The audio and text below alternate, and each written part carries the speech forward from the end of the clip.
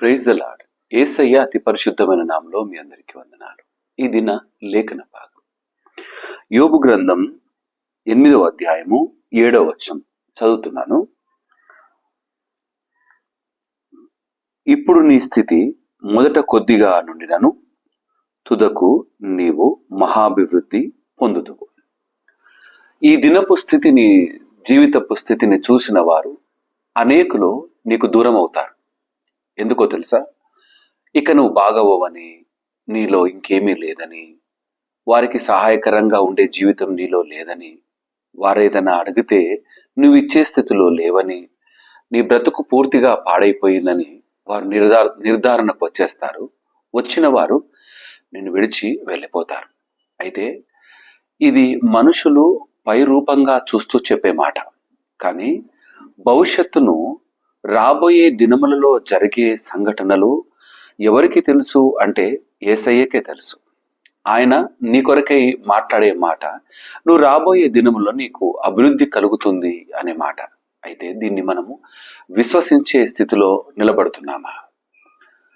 మన ఈ పరిస్థితిని బట్టి దిగజారిపోయిన వారంగా ఉండి, విశ్వాసంలో నిలకడగా లేని వారముగా ఉంటే అపవాది వేసిన పాచికకు మనము బలైపోయినట్టే.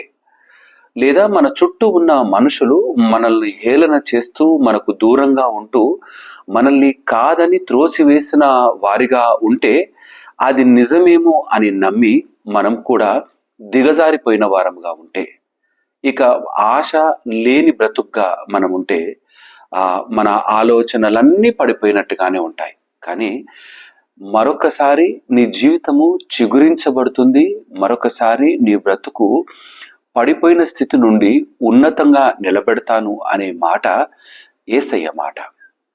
పాపపు ఊబిలో పడిన బ్రతుకులను ఆయన రక్తముతో మనల్ని మార్చినాడు. ప్రాణ బలియాగంతో మన బ్రతుకులను నిలబెట్టినాడు.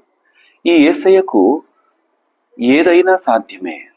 ఆయన ఏదైనా చేయగలడు. అసాధ్యమైన మాట తన సన్నిధానంలో అసలు లేదు. మనకే అసాధ్యం అనుకుంటాం. ఆయనకు అన్నీ సాధ్యమే. ఈ రోజు ఉన్న నీ పరిస్థితిని ఒకవేళ నువ్వు బాధపడుతూ, అయ్యో నా జీవితం ఈ విధంగా అయిపోయిందే, నా బ్రతుకులో ఇంత కష్టం వచ్చిందే, ఎప్పుడు తీరుతుంది అంటూ నువ్వు బాధపడాల్సిన పని లేదు. యేసయ్య పైన నీ భారం మోపు. నీ ముందున్న జీవితంలో అభివృద్ధి పదంలో కొనసాగుతావు. దిగజారిపోయిన నీ జీవితం, వేసారిపోయిన నీ బ్రతుకు తిరిగి నిలబెట్టి కట్టగల సమర్థత ఆ యేసయ్యలో ఉన్నది. విశ్వసిస్తే చాలు, అన్నీ సాధ్యమే. ఈ యొక్క ఉదయకాలం విశ్వాసంతో అడుగులు ముందుకు వేద్దాం.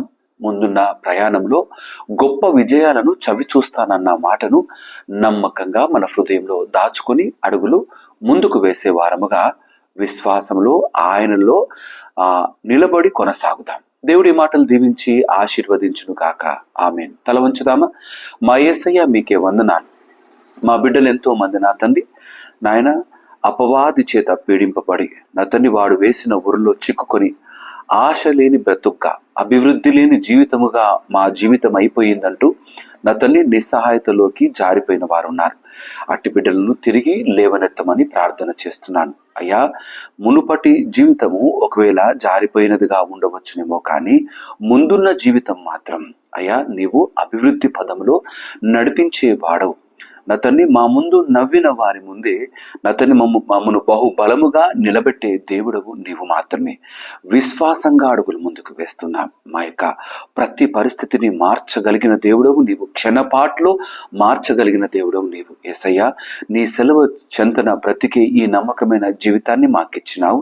నిన్ను కలిగి నమ్మకంగా కొనసాగుటకు నీ కృపలో భద్రపరిచి నడిపించమని ప్రార్థన చేస్తూ అయ్యా, ఈ చిన్ని మాటలు విని హృదయంలో బలమైన విశ్వాసాన్ని పెంపొందించుకొనులాగున ఈ వాక్యాన్ని నీరు కట్టి ఫలింపజేయమని ప్రార్థన చేస్తూ ఈ దిన దీవెన ఆశీర్వాదాలతో స్థిరపరచమని యేసయ్య నామమున అడిగి ప్రార్థించి వేడుకుంటున్నాము నా తండ్రి. ఆమేన్. దేవుడు మిమ్మల్ని అందరినీ దీవించి ఆశీర్వదించును గాక. ఆమేన్. అందరికీ ప్రైజ్ ద లార్డ్.